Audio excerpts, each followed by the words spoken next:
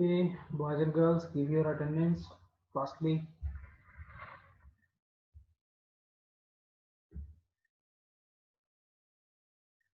Do it fast.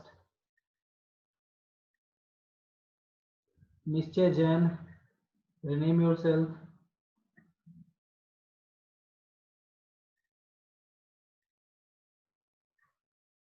Do it fast.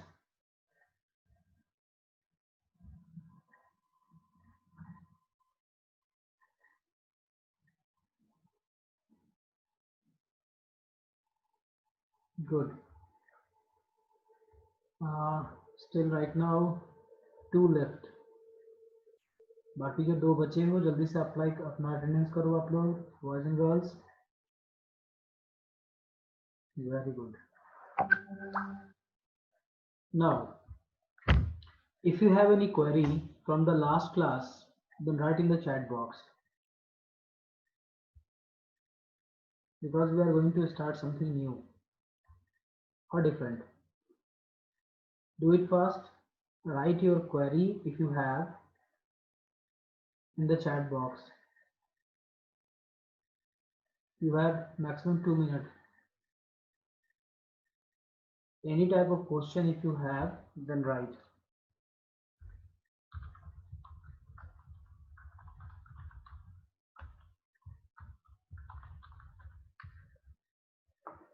Do it fast. Okay, boys and girls, if you don't have any query, then raise your hand.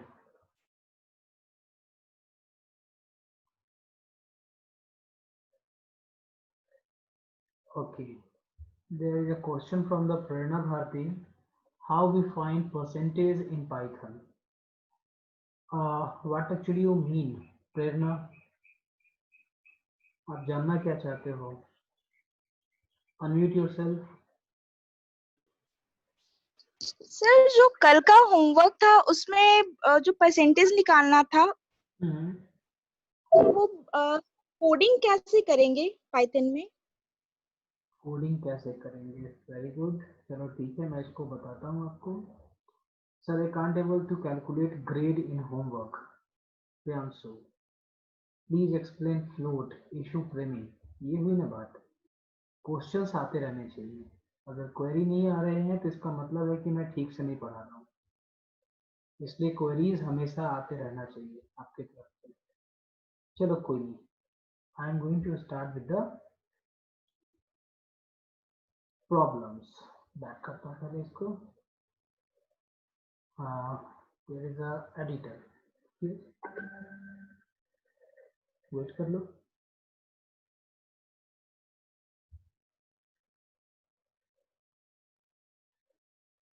Here is the Python IDLE cell.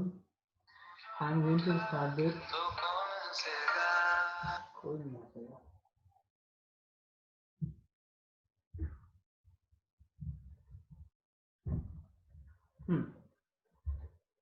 Now I am going to identify you how actually your homework work here.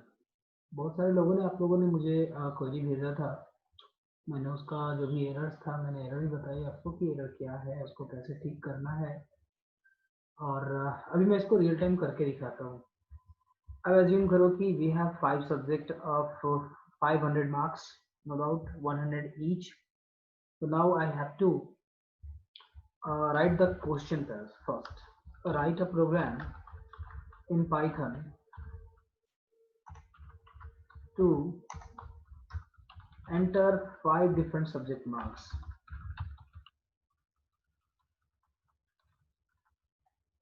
And calculate total of 10 marks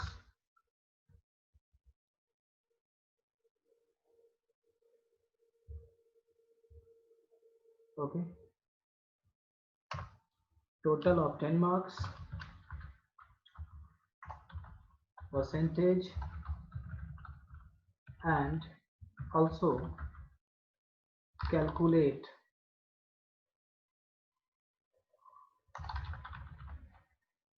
grade.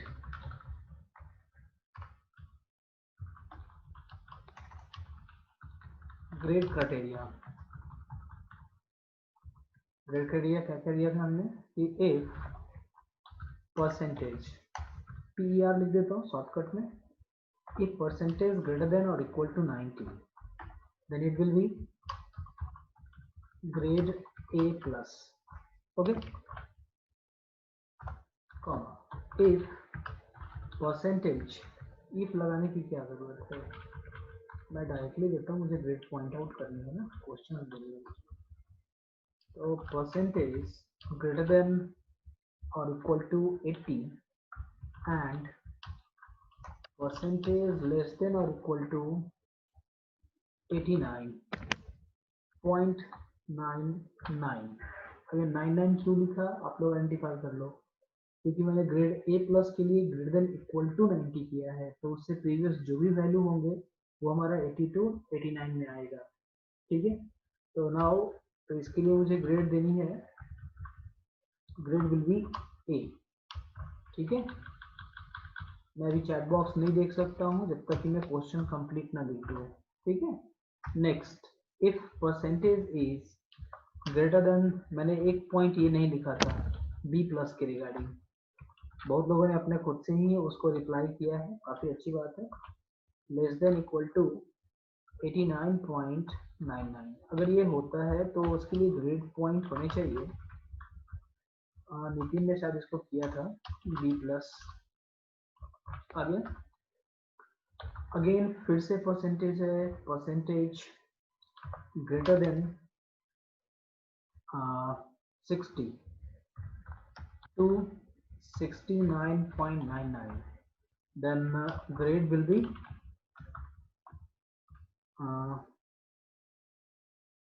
B plus, तो B हो जाएगा इसका। ठीक है, and rest will be C, grade C। अब बोलोगे sir आपने question बदल दिया, एक्चुअली मैंने क्वेश्चन नहीं बदला, क्वेश्चन के सिर्फ लिखने का तरीका बदल दिया है। ठीक है, don't annotate boys and girls,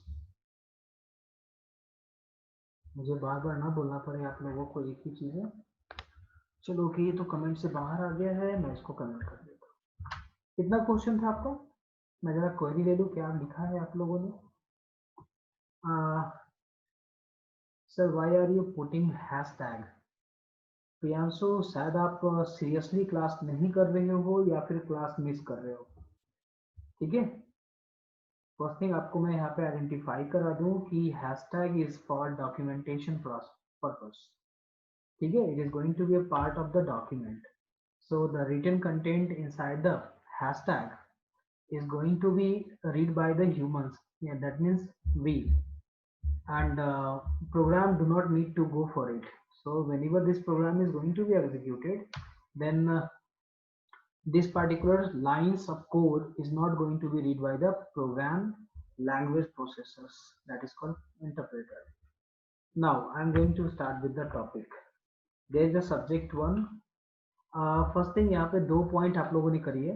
first point आप लोगों ने रिप्लाई करी है इंटीजर पॉइंट पे, एंड अनदर वन आपने करी है that is called floating point पे। Both are required and here float can be ignore too, क्योंकि हम लोग जब भी मार्क्स कैलकुलेट करते हैं तो हमेशा इंटीजर नंबर पे करते हैं, फ्लोटिंग पॉइंट में मार्क्स को हम लोग आइडेंटिफाई नहीं करते।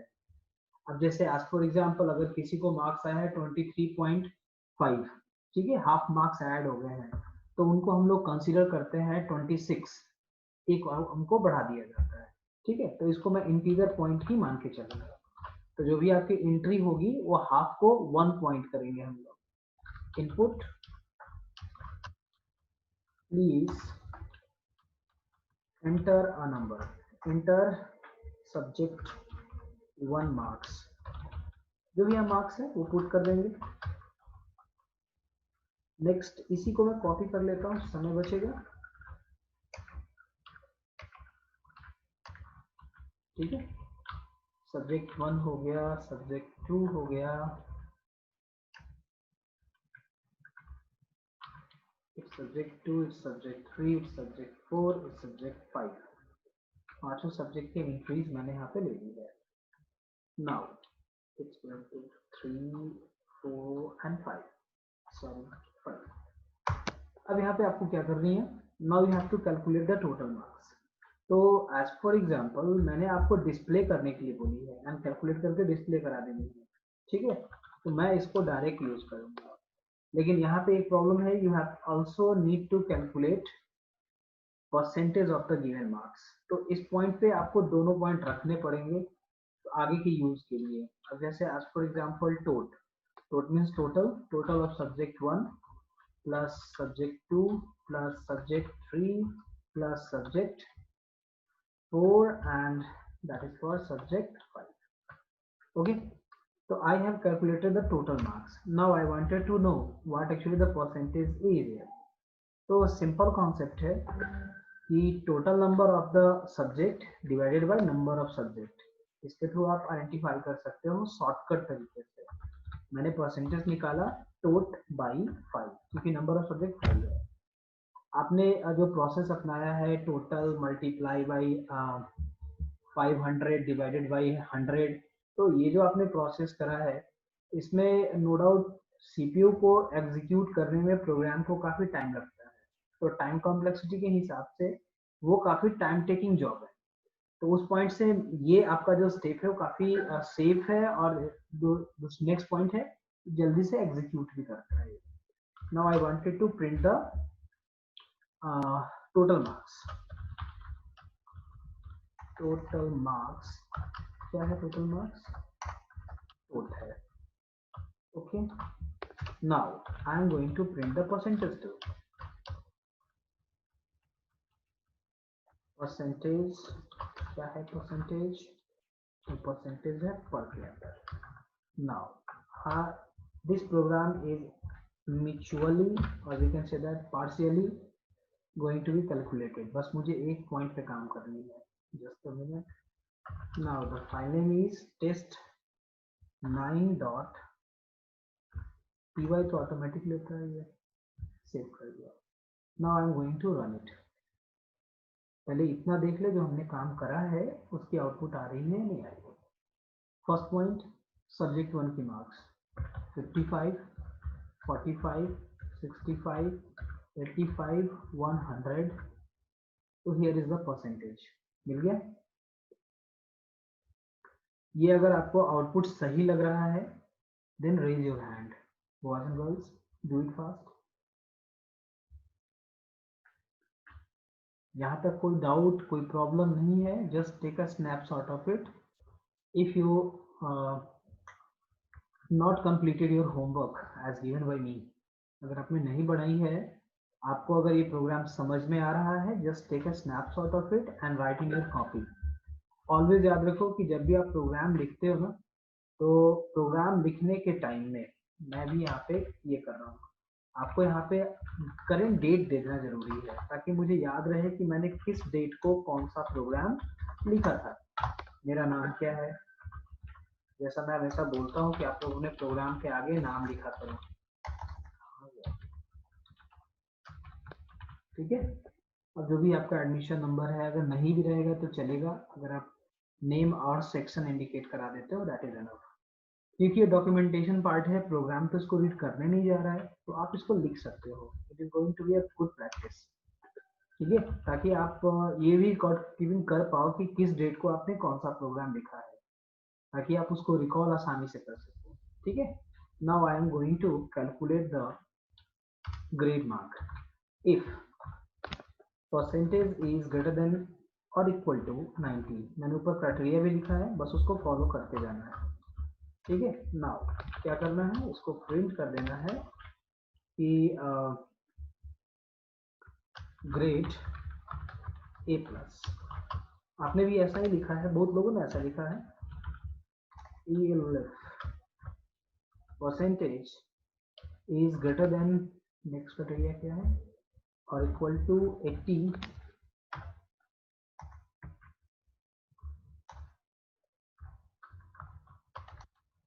and percentage is less than or equal to 89.99। हम आखिरी पॉइंट तक देख रहे हैं। कि अगर वहां तक भी अगर कोई वैल्यू है then you can use it. Remote control your screen.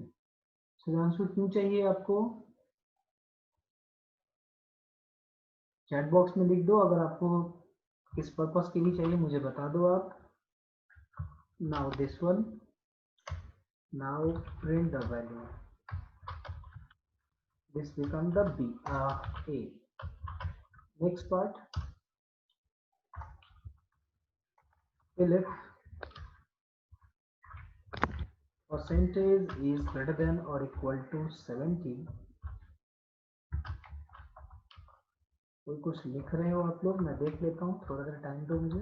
Percentage is less than और इक्वल टू 79.99, मैं यहाँ तक ले रहा हूँ, ठीक है, क्योंकि 90 ऑनवर्ड मतलब 80 ऑनवर्ड हमारा जो है वो ए है, उससे नीचे हमारा क्या है, उससे नीचे हमारा, सॉरी प्रिंट कर दो, ये हमारा ग्रेड बी प्लस है, ठीक है, मैंने यहाँ पे छोड़ दी है, देख लेता हूँ, just close it.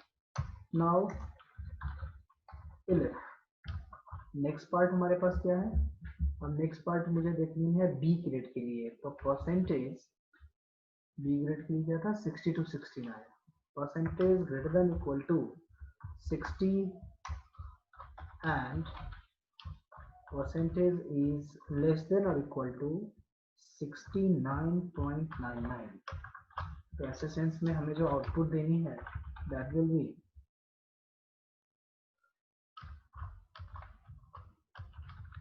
Grade B. Okay, next, अब यहाँ पे बात आती है कि नेक्स्ट पार्ट क्या बच गया, हमने 60 तक को आइडेंटिफाई कर लिया है, तो अब आप यहाँ पे बच रहा है एल्स पार्ट, ठीक है, इसके अलावा क्या हो सकता है, तो प्रिंट कर दो ग्रेड सी। तो ओवरऑल हमने प्रोग्राम लिख दी है। How many of you identify this program is correct or not?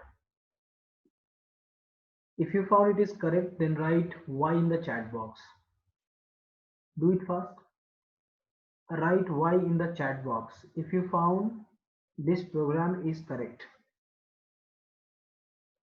देखो हमेशा याद रखो, जब भी आप प्रोग्राम लिखते हो ना, तो एक बार में कभी कोई पॉसिबल नहीं है कि आपका प्रोग्राम करेक्ट हो और डायरेक्ट एग्जीक्यूट हो जाए। अगर आपका प्रोग्राम डायरेक्ट एग्जीक्यूट हो रहा है, इसका दो ही मीनिंग हो सकता है, या तो आप जीनियस हो या फिर आपने कहीं से चीटिंग करी है, तभी ये पॉसिबल है। क्योंकि जब whenever you are going to write the program, एकदम मस्त है कि कोई ना कोई एरर होगा ही होगा, ठीक है। अब मैं आपकी क्वेरी ले लेता हूँ, देन आफ्टर इसको मैं एग्जीक्यूट करूंगा। Save it first. Archana, Aman, बहुत सारे लोगों ने मैसेज करी है। परसेंटेज सर डायरेक्ट नहीं लिख सकते हैं, Rishuraj, sorry sir by mistake. Okay कोई बात नहीं है। अब ट्रिपल लाइन क्यों देंगे, हमारे पास दो काफी है, दो प्रेसिशन पे ही काम हो सकता है, ठीक है। ठीक है, okay Priyanshu. Now sir no sir space नहीं होगा इलिफ के पहले, that means you are not,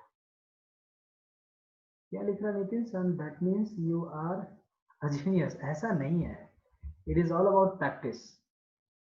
अगर आप प्रैक्टिस करते हो ना मन से, तो कभी भी ये पॉसिबल तो नहीं कर सकता हूँ 100% कि हमेशा प्रोग्राम आपका करेक्ट ही होगा और एक बार में एग्जीक्यूट करेगा, लेकिन हाँ चांसेस जरूर है कि आपके प्रोग्राम मोस्टली टाइम करेक्ट हो, क्योंकि whenever you are writing the code, your mind, your physical and mental both conditions should be here on the screen, तब जाके आप ये काम कर सकते हो, जो कि काफी कम पॉसिबल है। देखो एरर आना शुरू हो गया।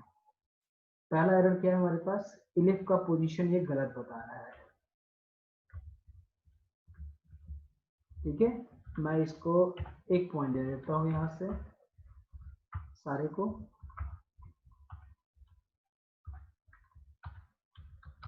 अब इसको रन करा कर देखता हूँ।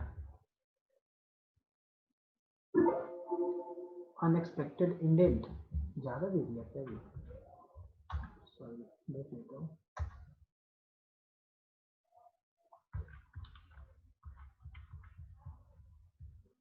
ये इंडेंट आपका हमेशा मैच करना चाहिए एक दूसरे से जब आप कभी भी राइट कर रहे हो, प्रोग्राम को लिख रहे हो, क्योंकि पाइथन में आपने पढ़ा है it is a syntax less programming language, तो ऑलवेज आपको इंडेंट पे आपको कंसंट्रेट करना है। अब देखते हैं कोई एरर तो नहीं है। Now your program is going to be executed. तो समझ में आ गया होगा कि यहाँ पे क्या प्रॉब्लम होती है। अगर आप फर्स्ट टाइम रियल टाइम में प्रोग्रामिंग कर रहे होगे अपने कंप्यूटर पे तो आपको ये प्रॉब्लम काफ़ी ज़्यादा फेस करना पड़ता होगा। 45, 55, 65 जो भी मार्क्स है मैं यहाँ पुट कर दे रहा हूँ। नाउ ग्रेड इज सी, 53% मिला है। अब ये कौन है मुझे नहीं पता। Now I am going to execute it again. थोड़ा ज़्यादा मार्क्स देता हूँ, देखता हूँ। यहाँ पे ग्रेड ए आ रहा है बिकॉज इट इज 89.98%। तो ये ऑटोमेटिक यहाँ पे परसेंटेज, यहाँ गौर करो आप लोग। पाइथन के पास सबसे बड़ा बेनिफिट क्या है कि आपको बताने की जरूरत नहीं है कि which type of variable is it. It is already understand that which type of value you are giving to it and what actually the data type should be there. आपको इसमें कोई बताने की जरूरत नहीं पड़ती है। यही मैजिक है आपका पाइथन का, जो कि अदर लैंग्वेजेस लाइक सी, सी प्लस प्लस और जावा में ये पॉसिबिलिटी नहीं है। ठीक है, क्लियर हो गया तो आप रेज हैंड कर लो and take a snapshot of it. Now your problem is going to be solve. बस एक इंडेंट की एरर थी और मैंने आपको हिंट किया था भी कि देख के बताओ आपको सही लग रही है या नहीं लग रही है, और ये इंडेंट की प्रॉब्लम आएगी ही आएगी एनी हाउ। ठीक है, now come to the point. इसने मैसेज करी है, देख लो। Sir I have a doubt, can I unmute Ishu Premi? Where is the Ishu Premi? Ishu Premi इधर गया, ढूंढना पड़ेगा, भीड़ में खोया हुआ है। हाँ जी Ishu Premi, you are unmuted now. Sir वहाँ पे ट्रिपल डिजिट नंबर डालेंगे तो आज हो सकता है। ट्रिपल डिजिट नंबर सब्जेक्ट 1 में सर। जस्ट अ सेकंड, कहाँ बोल रहे हो? यहाँ पे सर किसी में अगर डबल डिजिट छोड़ के ट्रिपल डिजिट डालेंगे 100 से सबसे अबव। पहली बात है कि देखो हमेशा याद रखो कि whenever you are putting the value inside the computer, your everything is considered as string. ठीक है, कंप्यूटर में कोई भी इनपुट ऑलवेज स्ट्रिंग होता है। ठीक है, जैसे अगर मैंने सिंपली लिखा है a is equal to input please enter a number, तो वो जो आप वैल्यू वहां पर डालोगे वो ऑलवेज आपका स्ट्रिंग ही होगा, आइडेंटिफाई। देन आफ्टर जैसे ही वो वैल्यू किसी वेरिएबल के अंदर जाता है देन आइडेंटिफाई होता है कि वो किस टाइप का वेरिएबल है। मैंने इसके ऊपर भी आपको क्लास पे बताया है। मैं एक छोटा सा एग्जांपल देता हूँ, यहाँ पे फिर से देख लो, बहुत ही इजी एग्जांपल है। सेव कर देता हूँ मैं इसको पहले। नाउ इट्स टेस्ट 10, हम लोग 10 प्रैक्टिस कर चुके हैं। मान लो ए इज इक्वल टू नथिंग, कुछ भी नहीं है, मैंने ऐसे रख दिया। ठीक है, और इसको मैं प्रिंट कर रहा हूँ टाइप ऑफ ए। ठीक है, एंड फिर अगेन सॉरी इसको कॉपी करना भूल गया।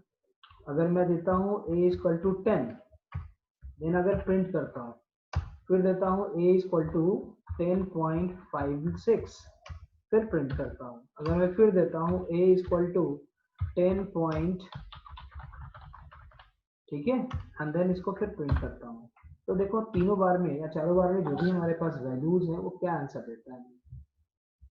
देखो आइडेंटिफाई करो आप लोग। सबसे पहला मैंने क्या बताया था कि अगर कुछ भी नहीं है तो बाय डिफॉल्ट क्या है आपका वेरिएबल में स्ट्रिंग होता है, स्ट्रिंग है। मैंने a इक्वल टू 10 किया तो पाइथन ने ऑटोमेटिक आइडेंटिफाई किया कि it is integer. Then after फिर मैंने दिया a इक्वल टू 10.56, तो ये हमारा कैसा है, ये अभी फ्लोटिंग पॉइंट में है। एंड लास्ट में मैंने जो कितने प्रेसिशंस दिए हैं जरा काउंट कर लो आप लोग, तो आइडेंटिफाई हो जाएगा। जो मैंने पहले बताई है कि क्या इसके प्रेसिशंस होते हैं, अगर 16 से अबव होंगे तो वो डबल में कन्वर्ट हो जाता है। ठीक है, तो ये हमारे पास देखो आइडेंटिफाई हो गया, that actually called data type. तो पाइथन में हमें डेटा टाइप बताने की जरूरत नहीं है, your Python already understand what to do, how to do and where to do.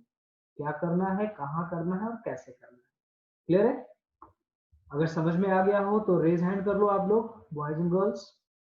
और ये काफी बेसिक चीज है, आपको हमेशा याद रखना है ये चीजें कि वेरिएबल पे फोकस तब करना है जब कोई कैलकुलेशंस हो रही है। वेरिएबल पे अगर आप कोई कैलकुलेशन कर रहे हो तो पहले आइडेंटिफाई कर लो कि which type of variable you are using it. अब जैसे as for example here total is the integer 1। इसको अगर आप देखना चाहते हो, देखो मैं दिखाता हूँ। प्रिंट टाइप, टाइप एक प्रीडिफाइंड फंक्शन है जो बताता है कि which type of data type is it. Next मैं इस पॉइंट पे फिर परसेंटेज को आइडेंटिफाई करना चाहता हूँ कि परसेंटेज किस तरह का डेटा टाइप है। हमारा प्रोग्राम खुद बताएगा। Now save it and run it. सबसे पहला मार्क्स दे देते हैं हम लोग। चलो जी, किसका नंबर है बता देना। 97 पॉइंट समथिंग। अब यहाँ पे देखो अपने को आइडेंटिफाई कराया कि जो टोट है हमारा इंटीजर है, लेकिन जैसे ही टोट कैलकुलेट हुआ divided by 5, then it will converted to floating point number. So that actually the magic inside it. इसलिए आप पाइथन को as a magical programming language कह सकते हो, क्योंकि ऑलवेज आपको यहाँ मैजिक ही दिखता है। चलो okay boys and girls, if you have any query then write in the chat box related to this particular problem or raise your hand. कुछ लोगों की क्वेरी है, मैं देख लूं पहले। 5 रिप्लाईज है हमारे पास। नेक्स्ट ऊपर से आता हूँ। फर्स्ट पार्ट है हमारा sir range of input float. Very good, बहुत ही नया बढ़िया क्वेश्चन है आपका। सर होमवर्क में जो क्वेश्चन था उसमें मार्क्स तो कितना भी एंटर कर सकते हैं। What is Vikas, what is programming of limit the marks means when. Basically देखो, आप जब भी प्रोग्रामिंग करते हो ना तो ऑलवेज आपको याद रखना है कि प्रोग्राम लिखने टाइम में आपको फोकस करना है कि वैल्यू हमारा जो इनपुट हो रहा है वो किस तरीके का हो रहा है, पहला पॉइंट। सेकंड पॉइंट होता है that actually called input validation. मैं आगे आपको बताऊंगा कि कैसे किसी इनपुट को वैलिडेट करते हैं। अगर वो इनपुट रॉन्ग होता है then how we can reenter the value. That means अगर कोई वैल्यू गलत इनपुट कर रहे हैं तो वो तुरंत आपका प्रोग्राम आइडेंटिफाई करेगा it is going to be a wrong value. जैसे एज फॉर एग्जांपल मैंने यहाँ पे बोला है subject marks maximum marks is 100, यानी 100 से अगर ज्यादा वैल्यू अगर कोई इनपुट करना है तो उसको चेक करना होगा। मैं इस प्रोग्राम को यहाँ आइडेंटिफाई करा देता हूँ, जस्ट अ मिनट। अगर एज फॉर एग्जांपल यहाँ पे कैलकुलेशन से पहले मुझे आइडेंटिफाई करना पड़ेगा या हर एक इनपुट के बाद आइडेंटिफाई करना होगा कि इफ सब्जेक्ट 1, एक सेकेंड मुझे जरा ये सीन बंद करना पड़ेगा क्योंकि लोगों को समझ में नहीं आती है कि मैं बार बार फोन कट क्यों कर रहा हूँ। ये तो वही परेशान होंगे, मैं भी परेशान होंगे। चलो ठीक है। If subject 1 is greater then 100, अगर कोई वैल्यू 100 से ज्यादा पुट कर दे रहा है, ठीक है। अब देख लो किसी को सिम 1 का भी नंबर पता है। अब मैं क्या करूं। और अगर मान लो कि वैल्यू हमारा ग्रेटर देन 100 है या फिर जो सब्जेक्ट का मार्क्स है, सब्जेक्ट 1 का मार्क्स है वो लेस देन 0 हो जाए। हो सकता है कि वैल्यू हम माइनस में एंट्री कर दे कोई यूजर, प्रॉब्लम हो सकती है। तो सेम ऑपरेशन आपको फिर से करा देनी है। वेट फॉर अ मिनट, या इसको बोलना पड़ेगा मुझे। मैं अभी क्लास ले रहा हूं, मुझसे 1 घंटे बाद बात करो आप, ठीक है। नेक्स्ट, जब ये वैल्यू आपका डिटेक्ट हो जाएगा देन आफ्टर फिर से वो वैल्यू हमारा इनपुट होगा, दोबारा इनपुट होगा, ठीक है। लेकिन यहाँ पे एक प्रॉब्लम है कि ये कब तक करेगा। मान लो कि बार बार अगर यूजर रॉन्ग इनपुट दे रहा है तो बार बार तो आप चेक नहीं कर पाओगे।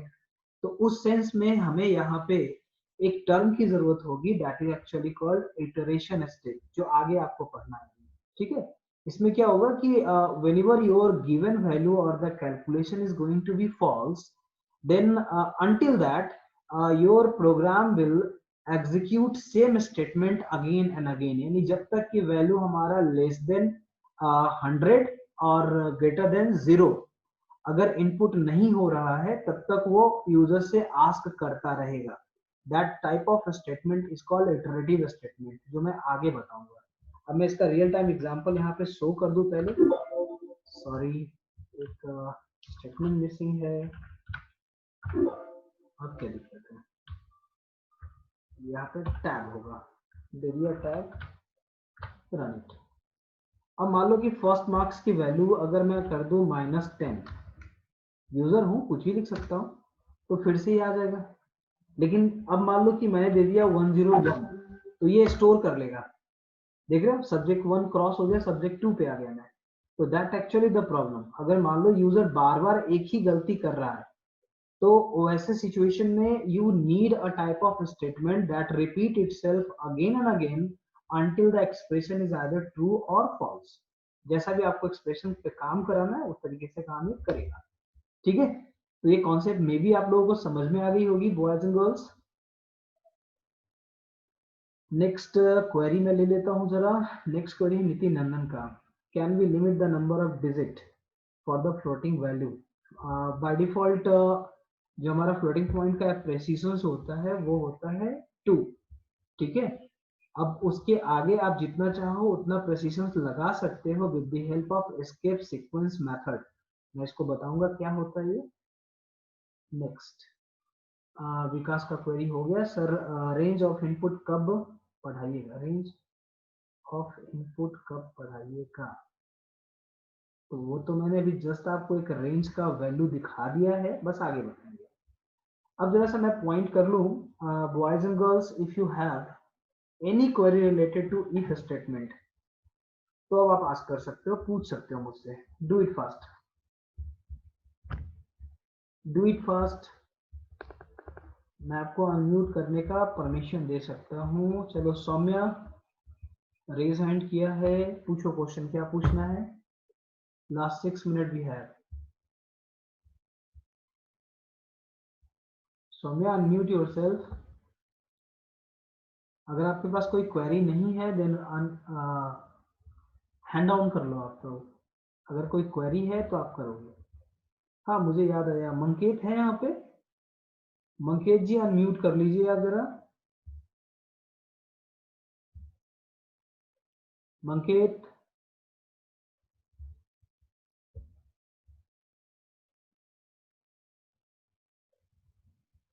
मंकेत से हमारी कम्युनिकेशन नहीं हो पा रही है. खैर कोई बात नहीं. चलो ओके, तो अभी ओवरऑल जो मुझे समझ में आ रहा है कि what actually you have number of problem. अब क्या प्रॉब्लम है actually. When I was beginner in the computer programming और computer field, I also have these kind of problem. That is called problem solving. Actually, whenever you are working with any problem, you have to identify how actually that problem can be solved. ठीक है. अब जैसे as for example मैं हमेशा problem देता रहता हूँ आपको कि 3 नंबर इनपुट करो and then after greatest number find out करो, स्मॉलेस्ट फाइंड आउट करो. ये प्रॉब्लम्स है जो मैं आपको दे रहा हूँ और आप उसका सोल्यूशन निकाल के मुझे देते हो. तो ये सॉल्यूशन जो आप हमें देते हो that is your experience about queries और अबाउट द मैथमेटिक्स. आप मैथमेटिक्स के हेल्प से आप उसको मुझे करके देते हो. But what actually the procedure और the process by which we can solve the problem of computer programming in our real time. Basically, whenever we go inside the problem solving methodologies inside the computer language, or we can say that in mathematics, there is a term that actually called, that is of number of type. First one is called algorithm. Next one is called flowchart. Next one is pseudocode. These are the three basic way by which we can solve our problem for the programming level.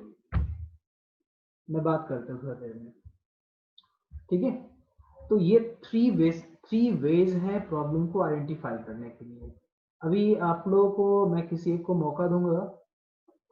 Anyone if you wanted to ask any query, चलो कि मैं ही पूछता हूँ आपसे, बेहतर होगा।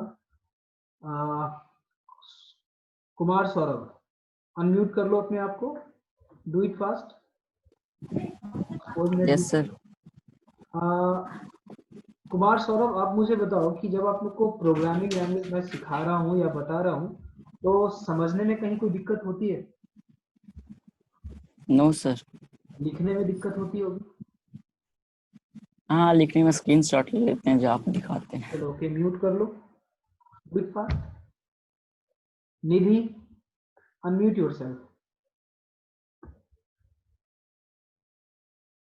निधि,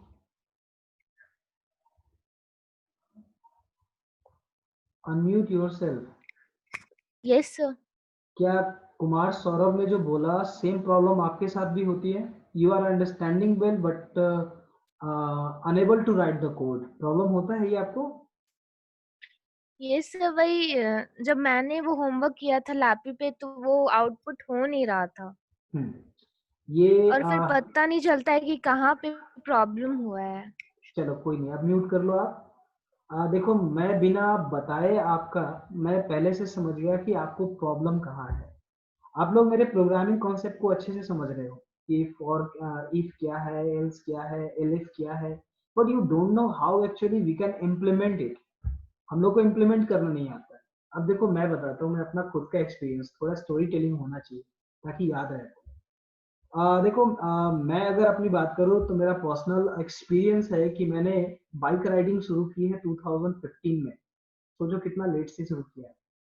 और उसके पहले मुझे बाइक राइडिंग आती थी, लेकिन थियोरेटिकली, प्रैक्टिकली कुछ नहीं आता था। प्रैक्टिकली किया, घुटना फूटा, मुंह फूटा, बच गया। लेकिन आज मैं बाइक अच्छे से राइड करता हूँ, मुझे कहीं कोई दिक्कत नहीं होती। तो यहाँ पे दो चीजें समझने के लिए है। देखो, थ्योरी इंपॉर्टेंट है नो डाउट, लेकिन बिना प्रैक्टिकल के थ्योरी कोई काम का नहीं है, ये याद रखो आप लोग। ये चीज हमेशा आपको याद रखना है कि थ्योरी जो भी पढ़ाई जाती है उसको एक्सपीरियंस करो। जितना ज्यादा एक्सपीरियंस करोगे उतना ज्यादा आपको बेनिफिट मिलेगा।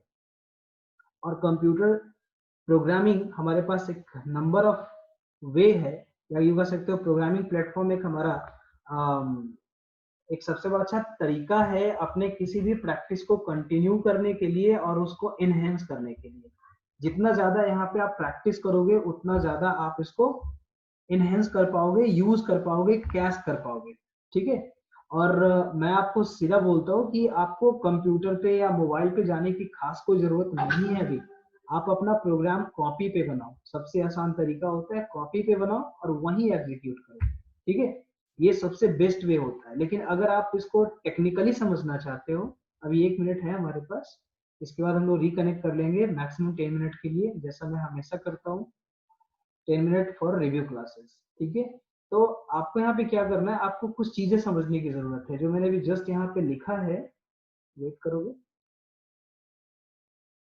ये मैंने 3 पॉइंट लिखा है, algorithm, flow chart and pseudo code. These are the key of solving any problem. अगर आपके रियल लाइफ में भी अगर कोई प्रॉब्लम है किसी भी तरीके का, तो आप इन तीनों से उसको सॉल्व कर सकते हो। 3 तरीके हैं किसी भी प्रॉब्लम को सॉल्व करने का। सबसे पहला है algorithm. What actually the algorithm means? Basically algorithm is the way by which we can solve the problem step by step. That means all the statement or all the problem solving method are written in the form of statements. So whenever